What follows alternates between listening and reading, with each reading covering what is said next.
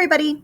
So today we're going to be doing a little video on how to upload images into your digital portfolio for AP students. That's AP 2D design, AP drawing, or AP 3D design. All of it works the same way. All of it looks the same, even if you're in different portfolios.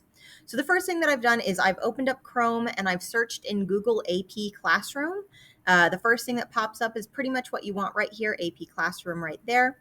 So I'm going to go ahead and click on that. You should, by the by, have your images ready to go and an idea of what you should be typing in. You can save and change things as you go, but you should have access to them on whatever device that you're using to log in. So if you have it on your phone and you're using your phone, then use that. If you have your images in your email, make sure you save them to whatever computer that you're using or phone that you're using before you start this process. It'll just make your life way easier. All right, so I clicked on my AP Classroom. And you have this sign-in section. There's student and then there's educator. Over here, you are a student, so you're going to click student. All right, and we're going to have one of our students log in. We will edit this part out, so in another moment, we will pop open after sign in.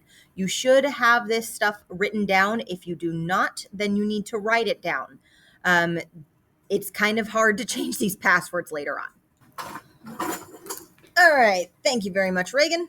So what's going to pop up is all the courses, AP courses that you are in. Currently, this particular student is in AP 2D design as well as AP English. We are only interested in AP 2D design because that's the only one with a portfolio. If you were in multiple AP portfolio classes, you would see all of them here. You would want to make sure you're going to the correct one. So it is very tempting to click on this button that says go to AP Classroom. That is not what you want, though. You want over here, go to digital portfolio. So you click on that, kabam. And then again, all of your little portfolio classes might pop up right here. And we're going to go over far to the right and click view. We're wanting to look at this particular portfolio. The overview gives you an idea of if it is ready for submission or not. This little legend says that a square means there's no draft, a triangle is the draft is in, and you're looking by the end of the year to have all check marks, which is to say everything is complete. So we have images, some are in, written evidence, some is written in, and then over here in selected works, nothing's been put in yet. Now to actually submit, you're going to come over here to these buttons to the side. We're in the class summary right now. We have sustained investigation to do and selected works. Sustained investigation is what most of you are working on right now. If we hit an overview on it, it gives you some information on what you're actually putting in. Images are what you would consider your slides. It's your 15 images of your sustained investigation, etc. And the written evidence is, your own artist statement about these this investigation you've done. So if we click on images over here, first off, your images must be JPEG or PNG.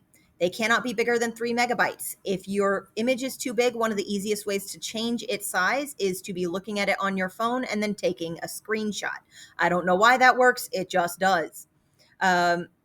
You do have small written things that you need to complete for each slide about your materials, your processes, and your size.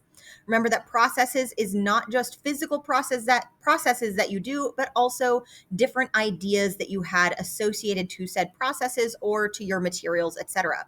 For example, if the color yellow represents happiness, processes is where to say that. Height and width is pretty standard. Put in your height and width. So over here, each of your slides looks something like this. You have a place to upload your one image. If you don't have everything in one image, you cannot upload more than one per slide. So you will need to use a collaging program like Photoshop or InDesign or InCollage, I should say, which is a phone app, to make all of your images into one image, in which case you can upload, which will allow you to select an image from your gallery, either in your computer or in your phone, and upload it into the slide. Don't worry if this is not exactly the first one that you want. You are able to reorder these later without deleting your materials. So this is work number one. So this is all a slide associated to your first artwork. Height is in inches, width is in inches. Materials, list them out. Do not try and type, I used blah, blah, blah. You only have 100 characters. 100 characters means Each letter, space, and apostrophe is counted. That's not a lot of space. It's shorter than a tweet. Processes, again, this is where you're going to put down physical processes as well as mental processes in your work. This one is 100 out of 100 characters. You can see that it's barely a sentence. So be concise. You will do this for all of them. Work number 2, it's associated with the second work of your piece, so on and so forth. Let me see if there's an empty one that I can kind of show you what it'll look like. All right, so drop images here. We can click on this. Upload. If I click here, you can see that I can start looking through a bunch of stuff. If I click on pictures, then I have all of these pictures to look through. This one belongs to a different student, so I'm not going to actually upload it, but I could click on it and hit open, and it would pop up. And that's just about all you need for that. So sustained investigation, there are 15 images. Written evidence over here. There are 2 prompts for you. One is to identify the questions or inquiry that's guiding your sustained investigation. And one is to describe how your sustained investigation shows evidence of practice, experiment, and revision as guided by your questions. Each of these is 600 characters. However, they're read as one paragraph. So if you find that one of your paragraphs is a little short, the other paragraph can just run into that space. It really doesn't matter. So in this first one, you are saying what your sustained investigation is. And in number 2, you are telling the people about what happened in those images that they're looking at in your sustained investigation. Which ones should they be looking for to see your process that you are doing for your inquiry. You want as close to 600 characters as possible in both of these. The more room you take up, the better. If you need to speak a little flowery, do so. And it says over here, submit final. I would wait to submit your final until closer to the end of the year when you can really add in as many important details as possible. As you work, you might have some later on, so you don't want to hit your submit your final just yet. All right, let's see. Selected works. Selected works is very, very similar to your sustained investigation. It works pretty much the exact same way, but they have one more little area in here.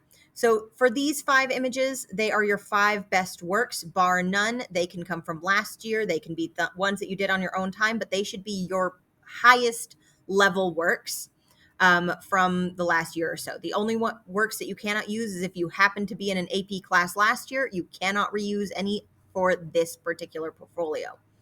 And in here, you're going to have ideas as well as processes and materials, but it works the exact same way. You're going to upload your image, say what work it is, the height, width, materials, list them out, processes, what things did you do, and ideas is where you really want to hammer in what your theme was, what it's about, and what it means to you.